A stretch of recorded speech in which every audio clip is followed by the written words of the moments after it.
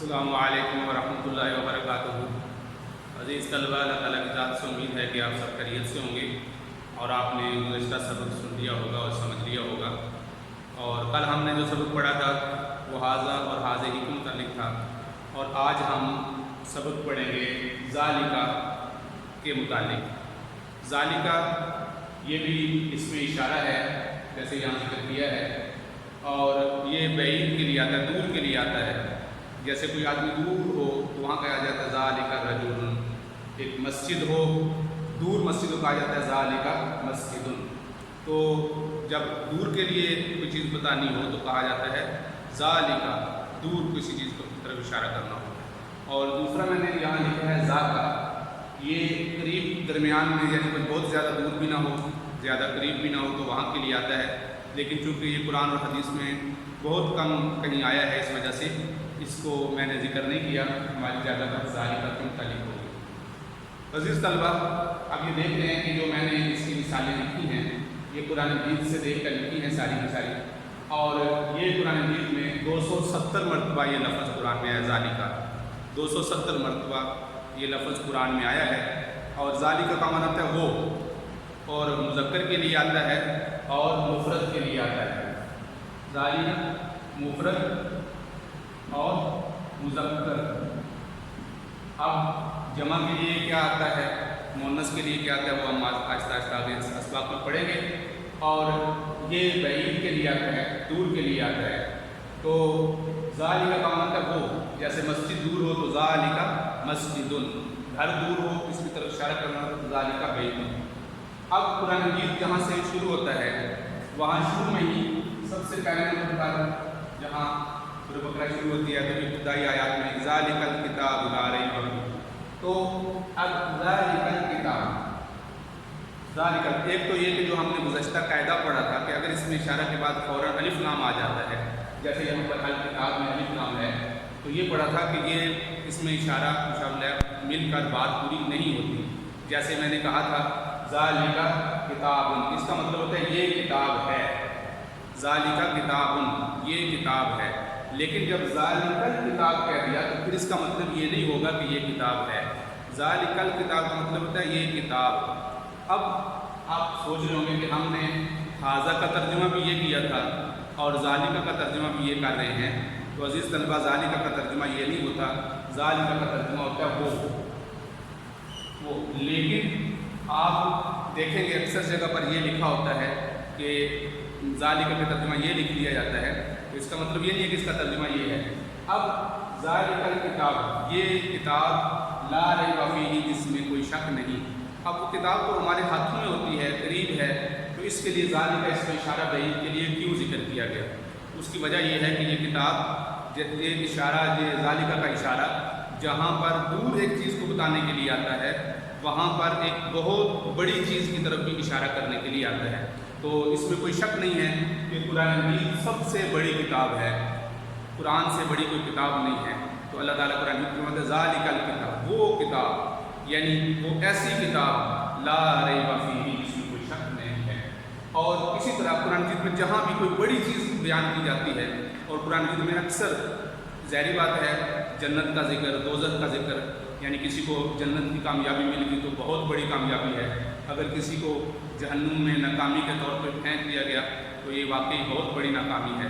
تو اس وجہ سے جہاں پر بہت بڑی چیز کی طرف اشارہ کرنا ہوتا ہے تو وہاں ذالکہ کا آتا ہے۔ جیسے یہاں دیکھیے گا ذالکہ حسرت، یہ حسرت ہے، تو یہ قرآن مجید میں ظاہری بات ہے حسرت، جو آدمی دوزخ میں چلا گیا یہ حسرت ہے، ذالکہ حسرۃ فی قلوبہم، ان کے دلوں میں۔ اب آگے دیکھیے گا جو یہ میں نے آج لکھی ذالکہ هو الفوز العظیم، ذالکہ هو الفوز العظیم، تو ظاہری بات ہے یہ ایک بہت بڑی کامیابی ہے۔ تو وہ کون سی کامیابی؟ یعنی انسان جنت کی طرف چل گیا تو تحقیق وہ بہت بڑی کامیابی ہے۔ تو ذالکہ کا اشارہ وہاں بھی آئے گا۔ اور قرآن مجید میں جو بہت زیادہ آیت آئی ہے، بہت زیادہ جو قرآن مجید میں آئی ہے، وہ ذالکہ لآیات لقوم یتفکرون، یہ وہ آیات ہیں جس میں لوگ سوچتے ہیں اور سمجھتے ہیں۔ تو یہ اس کے متعلق یہ آیت آئی ہے۔ تو عزیز طلبہ، ذالکہ لآیات لقوم یتفکرون، اسی طرح کسی جگہ پر یہ آتا ہے ذالک لآیات لقوم یؤمنون، یہ نشانیاں ہیں، یعنی اس سے پیچھے جو نشانیاں چل رہی ہیں وہ نشانیوں کا کیا بیان ہوگا؟ کہیں سورج اور چاند کا آنا جانا، دن اور رات کا نکلنا، یہ نشانیاں بیان کی جا رہی ہیں، کہیں پودوں کا زمین سے نکلنا، کہیں دن اور رات کا تبدیل ہونا، بارشوں بادلوں کے نظام کا آنا، یہ اللہ نشانیاں بیان پورے قرآن میں بیان فرما رہے ہیں۔ اکثر آیات کے آخر میں آپ دیکھیں گے یہ آیت ہوگی ذالک لآیات لقوم، اس کے پیچھے نشانیاں ذکر کی جا رہی ہوں گی اور اس کے آئے گا ذالک، یہ یعنی وہ بڑی نشانیاں ہیں۔ یہ دو چیزوں کے لیے ہو گیا ذالک، ایک دور کے لیے اور ایک کسی چیز کے بڑا بیان کرنے کے لیے بتایا جاتا ہے۔ یتفکرون، جو سوچتے ہیں، یؤمنون، جو ایمان لاتے ہیں، یعقلون، جو عقل رکھتے ہیں، یسمعون، جو سنتے ہیں، لأولی النہا، سمجھدار لوگوں کے لیے۔ اب یہ یعنی میں نے مختلف آیات سے یہ الفاظ جمع کیے ہیں، یعنی پیچھے کا مضمون یہی ہے ذالک لآیات لقوم، آگے کہیں یتفکرون آتا ہے، کہیں یؤمنون آتا ہے، کہیں یسمعون آتا ہے، کہیں یعقلون آتا ہے، کہیں اولی النہا، عقل والے آتا ہے۔ تو ان فی ذالک، اور دیکھیں ان فی ذالک لآیات، بے شک اس میں نشانیاں ہیں۔ اس میں اس کے پیچھے اللہ تعالیٰ کچھ بیان کریں گے، قیامت کی نشانیاں کچھ، اس کے بعد دنیا کے حالات بیان کریں گے، شیب و افراز بیان کرنے کے بعد اللہ تعالیٰ فرماتے ہیں اس میں کچھ نشانیاں ہیں۔ تو یہ آ گیا بعید کے لیے، دور کے لیے۔ اب مسجد اگر دور ہو تو کہتے ہیں ذالک مسجد، وہ مسجد ہے، وہ مسجد ہے، ذالک مسجد، اور وہ گھر ہے، ذالک بیت، ذالک مسجد، ذالک بیت۔